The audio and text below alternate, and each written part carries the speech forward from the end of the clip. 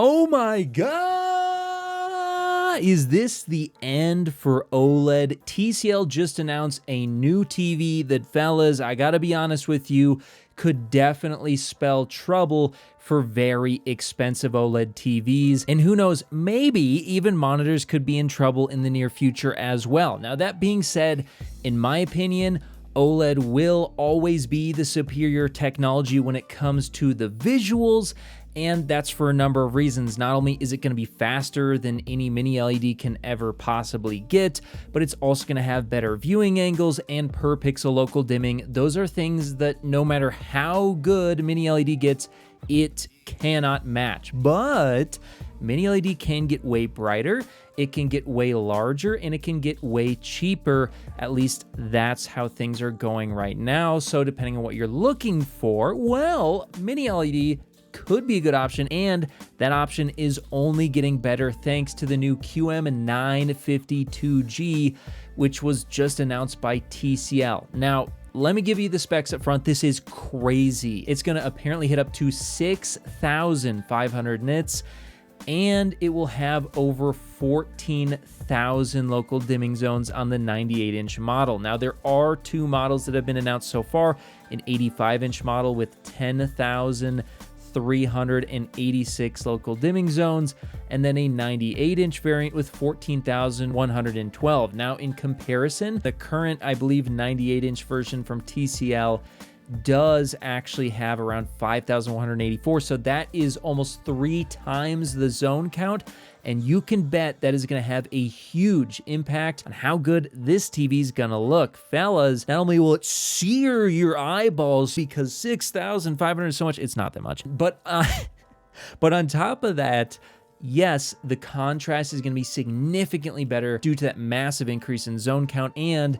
this will be coming in at a more palatable price, almost certainly, than OLED, making an 85-inch great-looking TV and even 98-inch far more affordable for people. But how much of an impact is it going to have? Let's go ahead and talk about the history of Mini LED. Now, the first Mini LED displays were around 384 zones. On the right here is my example of basically how minute 384 local dimming zones can get when it comes to the contrast. As you can tell, it's going to be kind of blocky. If you have bright stuff right next to dark stuff, there's going to be a ton of blooming. Not so good. Then we went to about 576 zones, a lot better, still not good enough. Now we're at roughly, most displays around 1,000 now. Here's what that looks like. In my opinion, it's still not good enough. At 2,000, it's starting to get a little bit better, starting to kind of compete, but not quite there yet. 4,000, certainly better, still not good enough. But take a look at the difference between 4,000 zones and 10,000.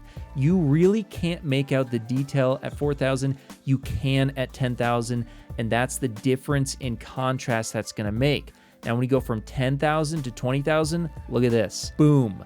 Yes, there is micro contrast in this image.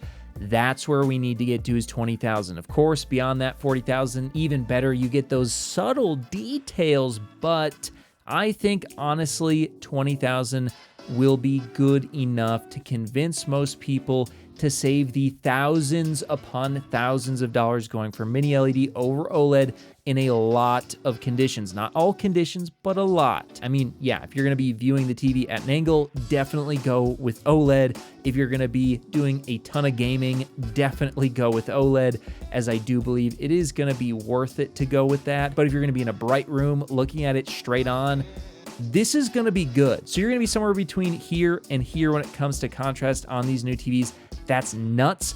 These are going to be game changers when it comes to the price to performance, I guess you could say, of a display in 2025, because yes, that's when these will be launching, and I'll be sure to be covering them probably at CES in 2025 and doing a full review afterwards. So make sure you're subscribed for everything display related here on the display guy. Whether you're looking to connect a new console, gaming PC, or just need a fast and reliable HDMI cable to connect over long distances, Rupro has you covered with their certified 8K HDMI 2.1 fiber optic cable, available in sizes of up to 50 feet and can deliver a perfect full 48 gigabits per second connection over distances other cables could only dream of reaching. And with 48 gigabits per second of bandwidth, it can easily drive 8K 60 FPS or 4K 144 FPS 10-bit HDR video through its ultra-thin, flexible, and durable housing, and it even supports ER. So if you're in the market for a cable that can drive a beautiful new TV or monitor, be sure to check out Rupro on Amazon today.